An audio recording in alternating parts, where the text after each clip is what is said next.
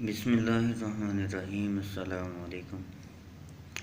आज हम gas turbine principal के बारे में बात करेंगे कि गैस टरबाइन जो है वो किस प्रिंसिपल पे वर्किंग करती है।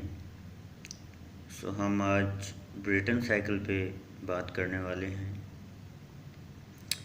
सबसे पहले देखते हैं कि गैस टरबाइन है क्या। A gas turbine, also called a combustion turbine, is a type of continuous and internal combustion engine.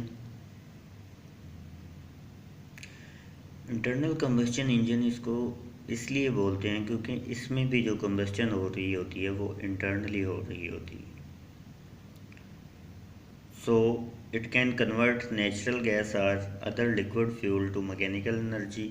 This energy then drives a generator that produce electrical energy. Gas turbine जो है वो दो तरह की हो सकती है। इंडस्ट्रियल गैस टरबाइन हो सकती है या जो जेट इंजन में गैस टरबाइन यूज़ करते हैं वो हो सकती है।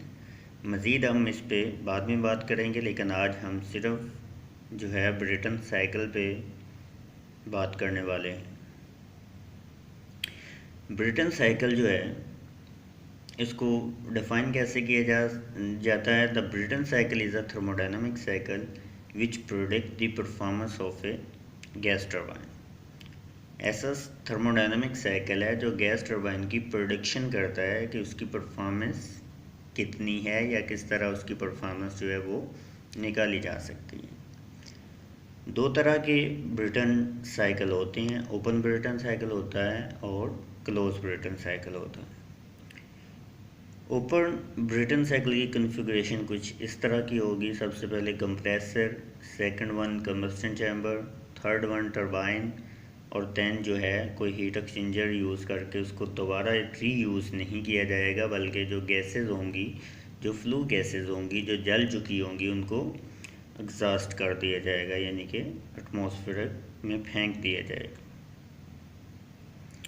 क्लोज साइकिल में कुछ इस तरह की कॉन्फ़िगरेशन होगी। सबसे पहले हमारे पास कंप्रेसर होगा, फिर कंबस्टन चैम्बर, देन टरबाइन और देन रिकपरेटिव या हीट एक्सचेंजर होगा जिसमें हम गैसेस को दोबारा रीयूज़ करते हैं। नॉर्मली जो थ्योरी में हम पढ़ते आए हैं वो हम यही पढ़ते हैं कि क्लोज साइकिल पे काम कर रही होती है, लेकिन ऐसा पॉसिबल नहीं है क्योंकि हम जो फ्लू गैसेस हैं जो पहले ही जल चुकी हैं उनको दोबारा रीयूज़ नहीं कर सकते। मैक्सिमम जहाँ पे भी आप गैस टरबाइन देखेंगे वहाँ पे आपको ओपन साइकिल देखने को मिलेगा, यानी कि जो भी गैसेस होंगी सबसे पहले कंप्रेसर में एयर आएगी और जो गैसेस होंगी वो अलग से उनके लिए कंप्रेसर लगा होता है जहाँ से वो कंप्रेस होकर आ रही होती हैं और दोनों जो हैं कंबस्टन चैम्बर में जो हैं जलेंगी। उसके बाद टरबाइन पे स्ट्राइक करेंगी, उधर से भाई जनरेटर जो है वो मैकेनिकल एनर्जी को इलेक्ट्रिकल एनर्जी में कन्वर्ट किया जा रहा होगा और उसके बाद या तो उनको एग्जॉस्ट करवा दिया जाएगा या फिर अगर कंबाइंड साइकिल पावर प्लांट हो तो उनको HRSG बॉयलर में उन गैसेस की वजह से जो है स्टीम बनाई जा सकती है। मैक्सिमम जहाँ पे भी आप देखेंगे ओपन साइकिल ही होगा गैस टरबाइन के लिए। ब्रेटन साइकिल के बारे में बात कर लेते हैं कि ब्रेटन साइकिल में कौन कौन से प्रोसेस आ रहे होते हैं। नंबर 1 आ रहा होता है आइसेंट्रोपिक कंप्रेशन, सेकंड वन होता है constant pressure heat addition, third one isentropic expansion और fourth one constant pressure heat rejection. Isentropic compression को सेकंड नेम हम दे सकते हैं एडियाबैटिक कंप्रेशन। और एडियाबैटिक कंप्रेशन वो होती है जिसमें ना तो अलग से कोई हीट सिस्टम में ऐड हो रही होती है और ना ही कोई हीट जो है वो सिस्टम से रिलीज़ हो रही होती है, यानी कि सिस्टम के अंदर तो वर्किंग हो रही है लेकिन सिस्टम से ना हीट यानी कि बाहर निकलेगी और ना ही सिस्टम के अंदर आ सकती है बाहर से कोई हीट। इसको हम बोलेंगे एडियाबैटिक कंप्रेशन। और एडियाबैटिक कंप्रेशन जो है वो कंप्रेसर में हो रही होती है और अगर हम बात करते हैं टीएस डायग्राम की, टीएस डायग्राम की अगर हम बात करते हैं तो टीएस डायग्राम में हम 1 से 2 बोलते हैं कि एनोट्रॉपी जो है वो कांस्टेंट है।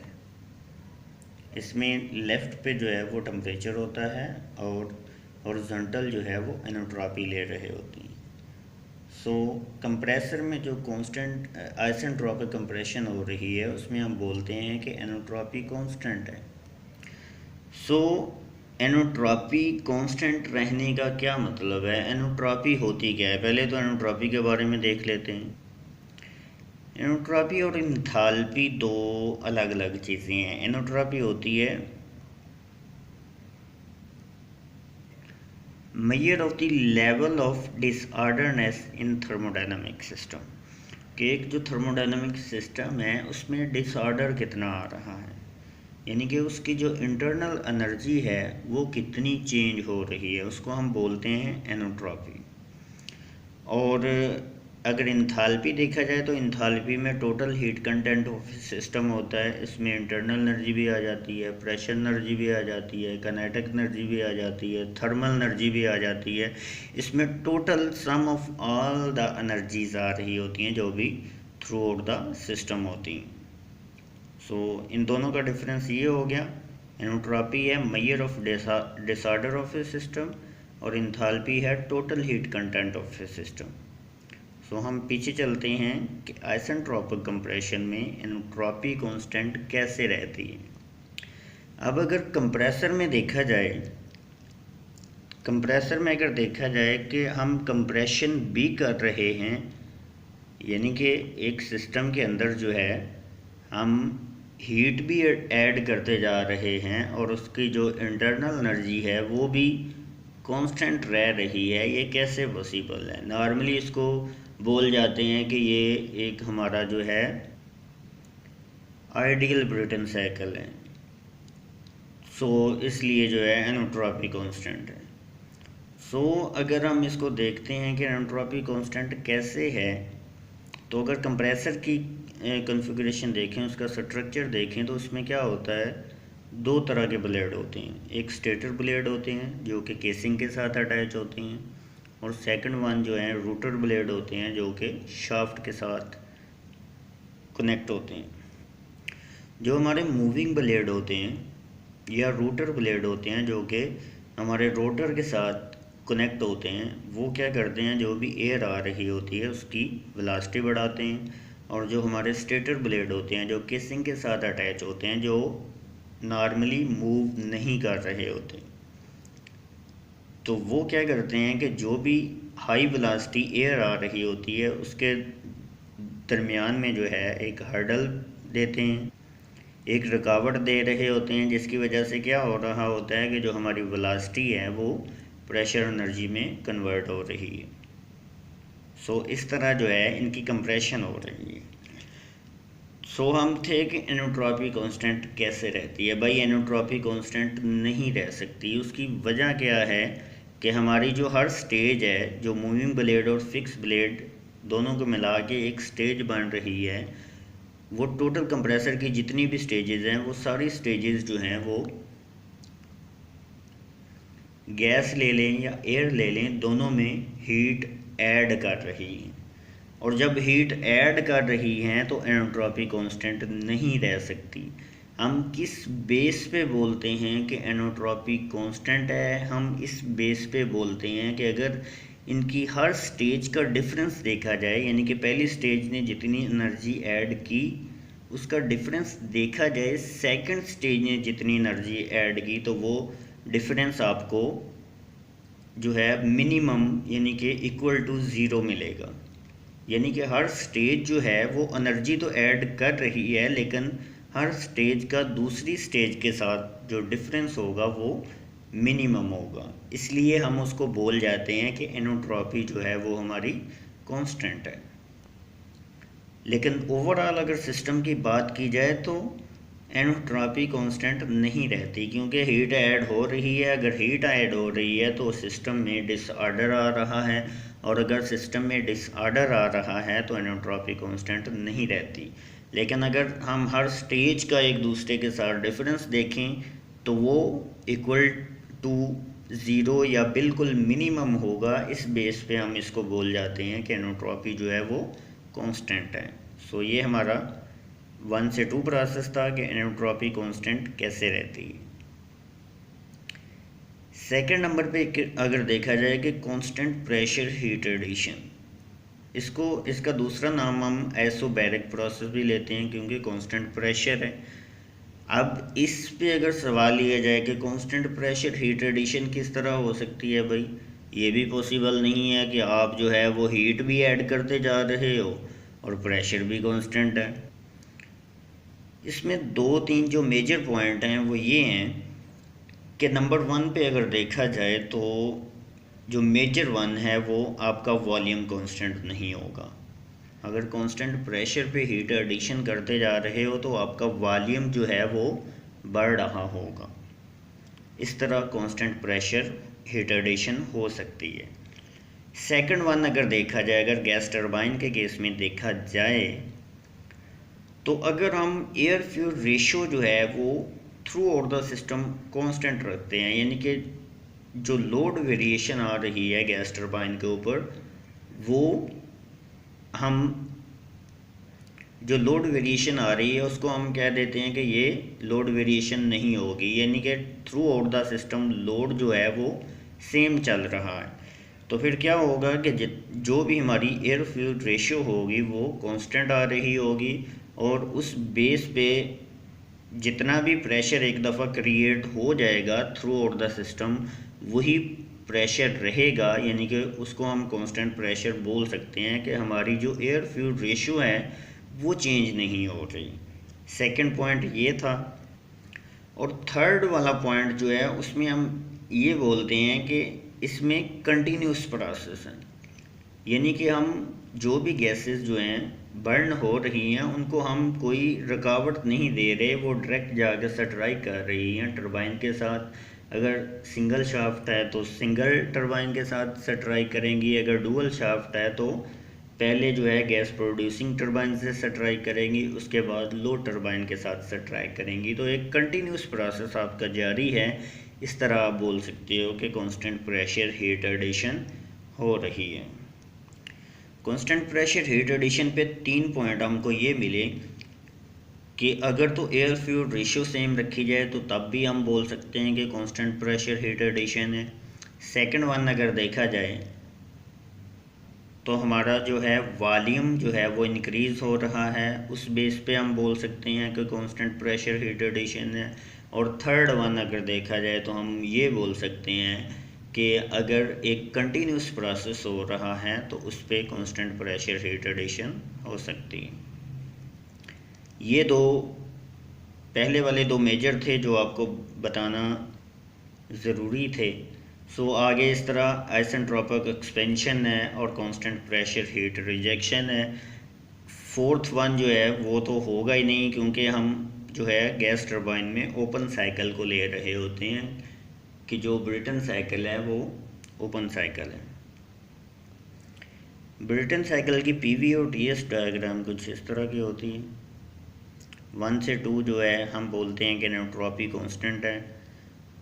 उसके बाद 2 से 3 हम बोलते हैं कि कांस्टेंट प्रेशर हीट एडिशन है, टीएस डायग्राम की बात कर रहा हूँ। 3 से 4 हम बोलते हैं आइसेंट्रोपिक एक्सपेंशन है और 4 से 1 हम बोलते हैं कि कांस्टेंट प्रेशर हीट रिजेक्शन है।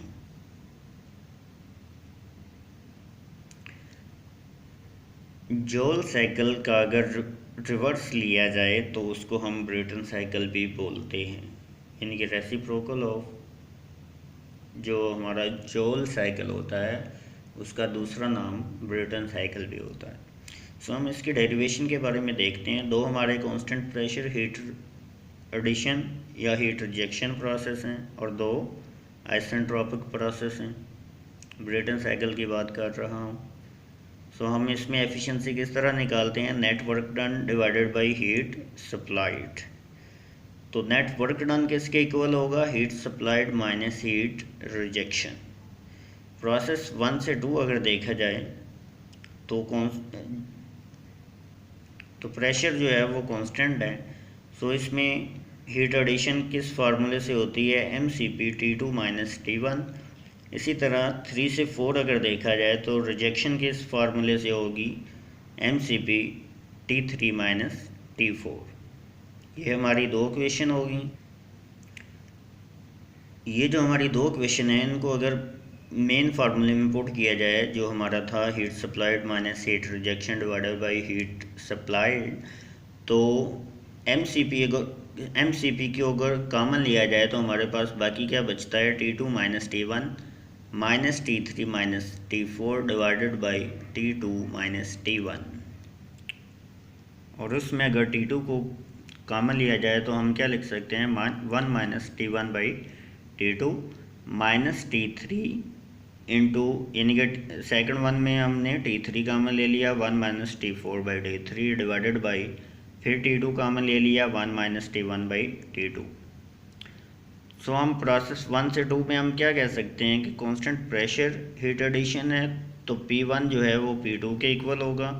इसी तरह 3 से 4 जो प्रोसेस हो रहा है उसमें हम कह सकते हैं कि P3 इक्वल टू P4 है। और 2 से 3 अगर प्रोसेस लिया जाए तो T2 बाई T3 इक्वल होगा P2 by P3 gamma minus power gamma minus 1 divided by over gamma आ जाएगा। इसी तरह 2 से 3 अगर प्रोसेस लिया जाए तो T2 बाई T3 इक्वल आ जाएगा P2 by P3 power gamma minus 1 over gamma.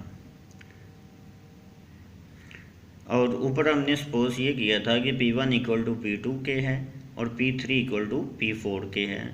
सो हम P1 की जगह पे P2 लिख सकते हैं और P4 की जगह पे P3 लिख सकते हैं। जो हमने लास्ट पे लिखा P2 by P3 power gamma minus 1 over gamma, जो हमारी फोर्थ इक्वेशन है वो थर्ड इक्वेशन के इक्वल है।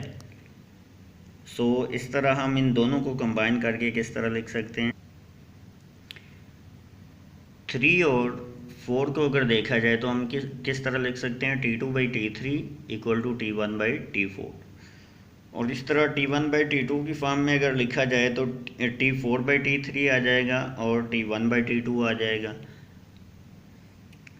दोनों तरफ से कर देते हैं, 1 minus T4 by T3 equal to किसके आ जाएगा, 1 माइनस T1 बाई T2 के। अब हमारे पास दो क्वेश्चन जो हैं इक्वल आ गई, 1 minus T4 by T3 equal to 1 minus T1 by T2। तो अगर हम पीछे जाते हैं तो देखते हैं कि 1 माइनस T4 बाई T3 और 1 माइनस T1 बाई T2 किसके इक्वल है।